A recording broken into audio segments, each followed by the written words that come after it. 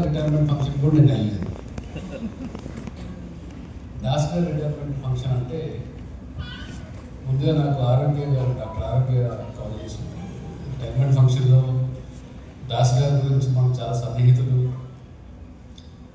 ఆయన గురించి మనం మాట్లాడాలి, అంత ఎమోషనల్గా మాట్లాడతామేమో అని అనుకున్నాను. కానీ దాస్ గారు చెప్పిన మాట ఇప్పుడు మన సోదరులు ప్రస్తావించారు. కాదు ఈ రిటైర్మెంట్ ఫంక్షన్ అనేది ఒక సందర్భం మాత్రమే. ఇక్కడ నా కోసము రిటైర్మెంట్ ఫంక్షన్ కోసము నలుగురు వస్తారు కదా, అందరికీ సిద్ధాంతం చెప్పాలి మనము అని చెప్పేసి అన్నారు. ఒక వ్యక్తి తన నిబద్ధత ఏంటి అని ఆ ఒక్క మాటలో మనం చెప్పచ్చు.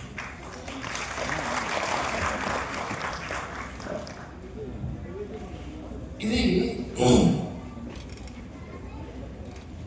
దాస్ గారు ఈరోజు రిటైర్ అవుతుంటే నేను బయట వచ్చేటప్పుడు డాక్టర్ ఆరోగ్య గారు నేను మధ్యాహ్నం నేను వైజాగ్ వచ్చాను కాబట్టి ఎలాగో మీరు వస్తున్నారు కదా అని పక్కన విజయనగరం శ్రీకాకుళం జిల్లా నుంచి లాయర్లు వర్గంలో వచ్చారు కదా, వాళ్ళని కలిసి రావడంలో కొంచెం ఆలస్యం వస్తుంటే ఆరోగ్య గారు నేను అనుకున్నా బయట ఎంటర్ అవుతుంటేనే అనుకున్నాను మనం నిజంగా రిటైర్మెంట్ ఫంక్షన్కి వస్తున్నామా అని. ఇంతమంది రిటైర్మెంట్ ఫంక్షన్లో ఉంటారన్న విషయం నాకు నిజంగా వాస్తవంగా తెలియదు. దాస్ గారు ఇంతమందిని సంపాదించుకున్నారు అంటే దానికి కారణం ఏమై ఉంటుంది అని ఇందాక నుంచి కొంచెం నేను ఆలోచిస్తున్నాను. ఇదే స్టేజ్ మీద దాదాపు బహుశా 2 సార్లు నేను వచ్చినట్టున్నాను. దాస్ గారు ఎక్కడున్నారు? 2 సార్లు వచ్చినట్టున్నాను. ఒకసారి దాస్ గారే ఇక్కడ మీటింగ్ అరేంజ్ చేయడం జరిగింది. దాని తర్వాత ఒకసారి కన్వెన్షన్ ఏదో చేశాను ఇక్కడ, ఆ కన్వెన్షన్కి కూడా వచ్చాను దాదాపు లాస్ట్ ఇయర్.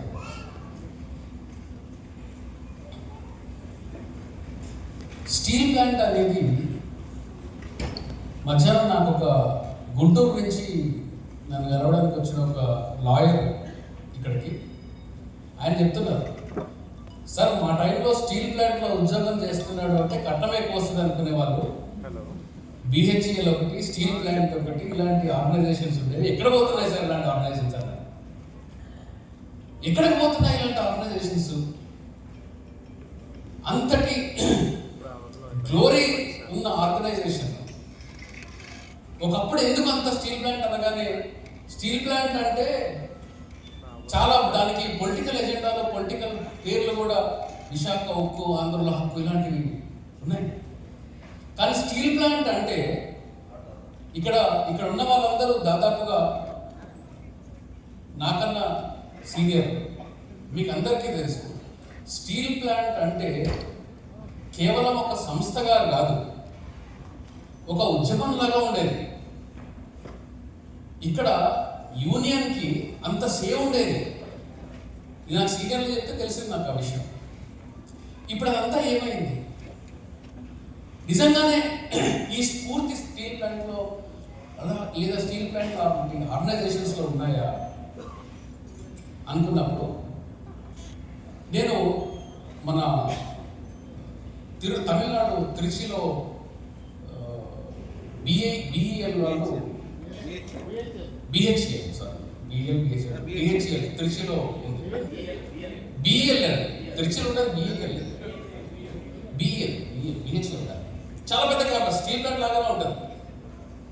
అక్కడ కూడా వాళ్ళు ఇంజనీర్స్ అందరూ కలిసి వాళ్ళకి మరి ఇట్లా మీలాగా సోఫిస్టికేటెడ్ హాల్స్ ఉన్నాయో లేదో నాకు తెలియదు, ఒక స్టార్ హోటల్లో అరేంజ్ చేశారు. కొన్ని వందల మంది కూర్చున్నారు రాజ్యాంగం చెప్పించుకోవడం రోజంతా, 1 డే మార్నింగ్ ఈవినింగ్ సెషన్. వాళ్ళు కూడా అక్కడికి వెళ్ళినప్పుడు సార్ ఒక టైంలో ఇలా ఉండేది, ఒక టైంలో ఇలా ఉండేది అని చెప్పేవారు. అక్కడెక్కడో గుజరాత్ అంకలేశ్వర్లో ఒక ఆర్గనైజేషన్కి వెళ్తే అక్కడ కూడా ట్రేడ్ యూనియన్స్ వాళ్ళు ఇదే మాట చెప్తున్నారు, మా టైంలో ఇలా ఉండేది, మేము జాయిన్ అయినప్పుడు ఇలా ఉండేది అని. మరి మీరు జాయిన్ అయినప్పుడు అలా ఉండేది కదా, 30-40 ఏళ్ల కింద ఒక ఉద్యమాలు ఒక హబ్ లాగా ఉండేవి కదా ఈ ఆర్గనైజేషన్స్ అన్ని. మరి ఈరోజు ఎందుకని ఆ స్ఫూర్తి లేదు? ఎక్కడికి పోయింది ఇదంతా అంటే బాబాసాహెబ్ అంబేద్కర్ గారు చాలా తక్కువ మందికి ఈరోజు అంబేద్కర్ని తెలుసుకుంటే చాలా తక్కువ మందికి ఇట్లాంటి విషయం తెలుసు. బాబాసాహెబ్ అంబేద్కర్ గారు ఏం చేశారంటే ఇండిపెండెంట్ లేబర్ పార్టీ అని పెట్టారు. రిపబ్లికన్ పార్టీ ఆఫ్ ఇండియా చాలా మంది తెలుసు కదా. ఇండిపెండెంట్ లేబర్ పార్టీ అని బాబాసాహెబ్ అంబేద్కర్ పెట్టారు. ఇండిపెండెంట్ లేబర్ పార్టీ పెట్టినప్పుడు శ్రద్ధగా వినండి నేను ఏం చెప్తున్నాను. ఎందుకంటే రాజ్యాంగము రేషనాలిటీ మొరాలిటీ అనే టైటిల్ పెట్టారు. ఈ రేషనాలిటీ మొరాలిటీకి రాకముందు మన రాజ్యాంగ స్ఫూర్తి, ఆ రాజ్యాంగ నిర్మాత మనలో ఏ స్ఫూర్తి కోరుకున్నాడు అనేది మనం అర్థం చేసుకోకుండా రాజ్యాంగాన్ని అర్థం చేసుకోలేము, రాజ్యాంగ స్ఫూర్తిని అర్థం చేసుకోలేము మనం. అయితే Babasaheb Ambedkar independent labour party పెట్టినప్పుడు ఆయన్ని అప్పుడున్న కమ్యూనిస్టులు క్రిటిసైజ్ చేశారు. అరే ఆల్రెడీ లేబర్ పార్టీ ఉంది కదా, నువ్వేంది మళ్ళీ ఇంకో లేబర్ పార్టీ పెట్టావు, మళ్ళా దానికి ఇండిపెండెంట్ లేబర్ పార్టీ అని పేరు పెట్టడం ఏంటి అని బాబాసాహెబ్ అంబేద్కర్ ప్రశ్నించారు. అప్పుడు బాబాసాహెబ్ అంబేద్కర్ చెప్పిన సమాధానం మీరు వింటే, ఇందాక మిత్రులు ఎస్సీ ఆర్గనైజేషన్ చెప్పారు, వారి పేరు సారీ చాలా మంది చెప్పడం వల్ల ఆయన ధ్వనిస్తుంది, ప్రతిధ్వనిస్తుంది కానీ ధ్వనించట్లేదు, అర్థం కావట్లేదు ఎవరైనా కానీ. సార్ చాలా బాగా చెప్పారు. అది కమ్యూనిజానికి దీనికి మధ్యలో బ్యాలెన్స్ క్రియేట్ చేసి దాస్ గారు నడిచారు అని. అంటే బాబాసాహెబ్ అంబేద్కర్ చెప్పిన ఆ ఒక్క సమాధానంలో ఒక అంబేద్కర్ని ఫాలో అయ్యే ఒక వ్యక్తి ఎలా ఉండాలి, దేనికోసం పనిచేయాలి అనేది ఒక లైన్లో ఆన్సర్ చెప్తారు. ఏంటి అంటే, మీరు లేబర్ పార్టీ ఆల్రెడీ ఉంది ఇండియాలో, దేనికి కూడా ఒక ఇండిపెండెంట్ లేబర్ పార్టీ పెట్టాను కదా, ఎందుకని అంటే you are fighting for the rights of the labour. ఏమన్నాడు ఆ రోజు చెప్పాడు, you are fighting for the rights of the labour, I'm fighting for the human rights of the labour అన్నాడు. అరే మీరు ఎంతసేపటికి నాకు టీఎల్ కావాలి, డిఎల్ కావాలి, బస్సు ఫెసిలిటీలు కావాలి, ఇవన్నీ అడుగుతున్నారు కదా. What about the human rights? మనిషికి కావాల్సిన బేసిక్ నెసెసిటీస్ ఏంది అని అంటే ఏమని చెప్తారంటే, ఏం కావాలి మనిషికి కదా? కూడు గుడ్డ నీడ చెప్తారు కదా, రోటీ కపడా మకాన్, ఫుడ్ హోమ్స్ అంటారు. బాబాసాహెబ్ అంబేద్కర్ ఏం చెప్పాడో తెలుసా?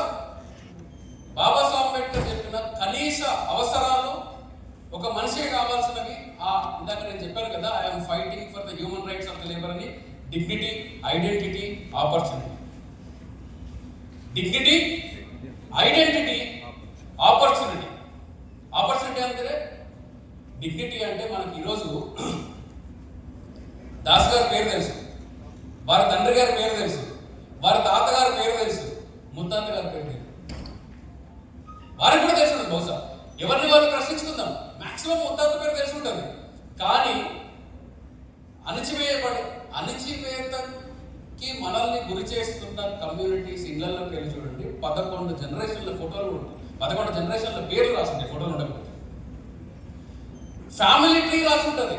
అంటే ఎక్కడ ఎప్పుడు ఎవరికి పుట్టామో కరెక్ట్గా మనకు కూడా, అంటే ఎవరికి పుట్టామో అంటే ఇంకోలా అర్థం చేసుకోకండి. మన ముత్తాతల పేర్లు కూడా మనకు తెలియని పక్షంలో మన పేర్లు కూడా మీరు 1910 వెనకకి కొంచెం వెళ్ళి చూస్తే చాలా మంది పేర్లు ఇంట్లో పిచ్చయ్య, చిన్న పిచ్చయ్య, పెద్ద పిచ్చయ్య, ఇంట్లో అందరూ పిచ్చయ్యలే, ఇంట్లో అందరూ చిన్నయ్యలే. ఒకటి పుల్లయ్య ఉంటే పెద్ద పుల్లయ్య, చిన్న పుల్లయ్య, ఇదే. నాకు తెలిసి మనల్ని ఎవరు కూడా మనల్ని అన్నప్పుడు నేను అనేది ఏంటంటే వెనుకబడిన వర్గాలు, ఉందాక పేరు పెట్టి పెంచిన వాళ్ళు లేరండి. రాజ్యాంగానికి ముందు రాజ్యాంగం ఏం చెప్తారు మనకు? మన భారతదేశం యూనిటీ ఇన్ డైవర్సిటీ, భిన్నత్వంలో ఏకత్వం, భిన్నత్వంలో ఏకత్వం అని మనం పుస్తకాల్లో కూడా చదువుకుంటాం కదా. డిగ్నిటీ దగ్గరికి వస్తున్నాం. చదువుకుంటాం కదా. ఈ భిన్నత్వంలో ఈ భిన్నత్వాన్ని క్రియేట్ చేసింది ఎవరు? ఏకత్వాన్ని తీసుకొచ్చింది ఎవరు? సమాజంలో భిన్నత్వం ఉంది, రాజ్యాంగం ఏకత్వాన్ని తీసుకొని వచ్చింది. అంతకుముందు కలిసిన మనము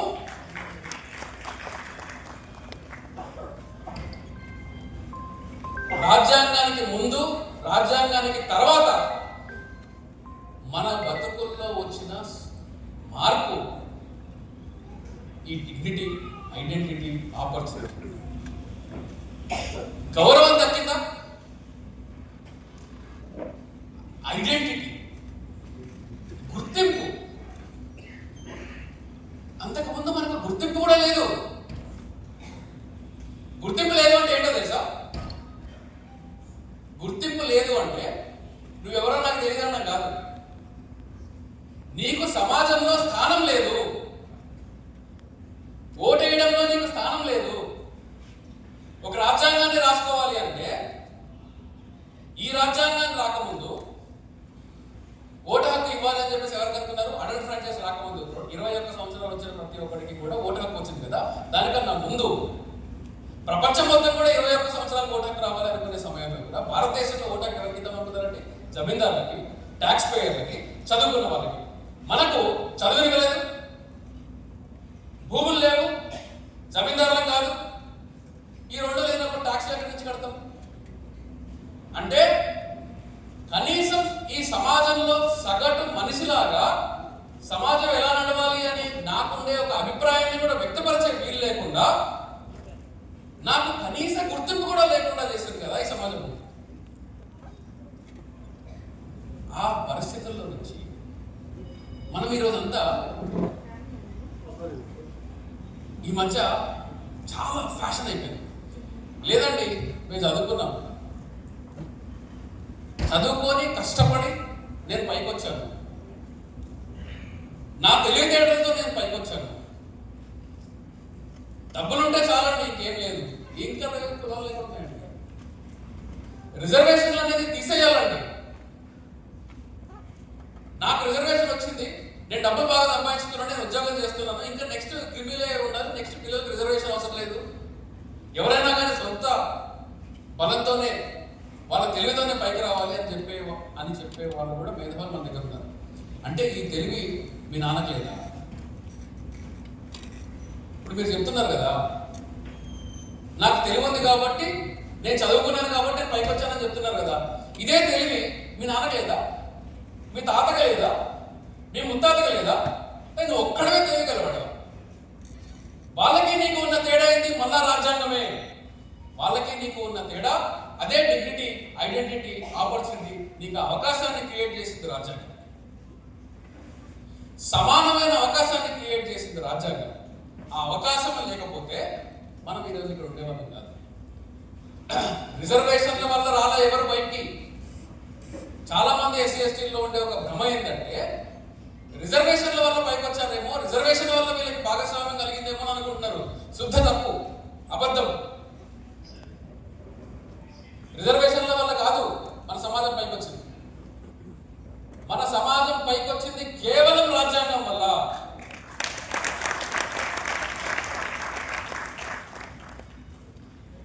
రాజ్యాంగాన్ని కాపాడడానికి తీసుకొచ్చింది రిజర్వేషన్. మళ్ళీ చెప్తున్నా, రిజర్వేషన్లు దేనికి వచ్చింది? రాజ్యాంగాన్ని కాపాడుకోవడానికి వచ్చినవే రిజర్వేషన్ సిస్టమ్. ఎందుకు, ఎలా అంటే మీరు చూడండి, ఈరోజు రాజ్యాంగాన్ని మార్చాలి అని ఒక పొలిటికల్ పార్టీ ప్రస్తావిస్తుంది. రాజ్యాంగాన్ని మార్చాలి అన్న వెంటనే ఇంకొక వర్గం దానికి వ్యతిరేకిస్తుంది. ఈ వ్యతిరేకించే వర్గం ఎవరు అంటే అంబేద్కర్ వర్గం మేజర్గా. ఎందుకు వ్యతిరేకిస్తున్నారు అంటే అంబేద్కర్ రాశారు కాబట్టి దీన్ని మేము మార్చలేము. ఇది ఒక ఆర్గ్యుమెంటా? ఇది ఒక ఆర్గ్యుమెంటా నిజంగా? అంబేద్కర్ రాశాడు కాబట్టి రాజ్యాంగాన్ని మార్చకూడదా? అప్పుడు ఇలాంటిది నేను హైకోర్టులో పనిచేస్తున్న అప్పటి రాష్ట్ర ముఖ్యమంత్రి కె చంద్రశేఖర్ రావు అనే ఒక వ్యక్తి కూడా ఇప్పుడు అపోజిషన్ పార్టీలో ఉన్నాడు. ఆయన కూడా రాజ్యాంగాన్ని మార్చుకోవాలని చెప్పి ప్రెస్ మీట్ పెట్టి చెప్పాడు.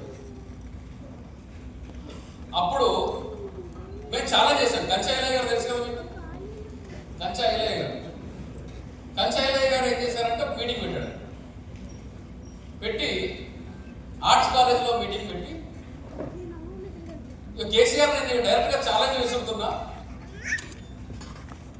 రాజ్యాంగాన్ని మార్చాలంటున్నావు కదా, నీ క్యాబినెట్ని, నీ లాయర్లని, నీ ఉండే సైన్యం మొత్తాన్ని తీసుకుని రా, ఇక్కడే ఆర్ట్స్ కాలేజ్ ముందు కూర్చుందాం, మా వైపు నుంచి మా శ్రీకాంత్ ఒకడే వస్తాడు, ఏం మారుద్దామో రాజ్యాంగంలో చూసుకుందామని చెప్పాడు, ఛాలెంజ్ చేశాడు. నేను అప్పుడు అన్నది ఏంటి అంటే, అయ్యి నేనేదో పెద్ద మేధావిని కాదు, అది కూడా మనకు బాబాసాహెబ్ అంబేద్కర్ నేర్పించాడు. బాబాసాహెబ్ అంబేద్కర్ నేర్పించాడు. బాబాసాహెబ్ అంబేద్కర్ మనకు నేర్పించింది ఎమోషనల్గా అంబేద్కర్కి కనెక్ట్ అయిపోమని కాదు, అంబేద్కర్కి జేజేలు కొట్టమని కాదు, కేవలం పూలమాలు వేసి జై భీమ్ అని చెప్పి రకరకాల జై భీమ్ అని చెప్తే సరిపోదు, ఆక్రోషంగా జై భీమ్ ఏం రాదు. అంబేద్కర్ ఏమంటాడంటే, ఒక వ్యక్తి మీకు కొంచెం పొలిటికల్ చెప్తారు, ఈ మధ్యకాలం వరకు తెలుగు మీడియా ఓపెన్ చేస్తే ఓ మీడియా ఛానల్ కూడా దయచేసి కొంచెం కట్ చేయండి అని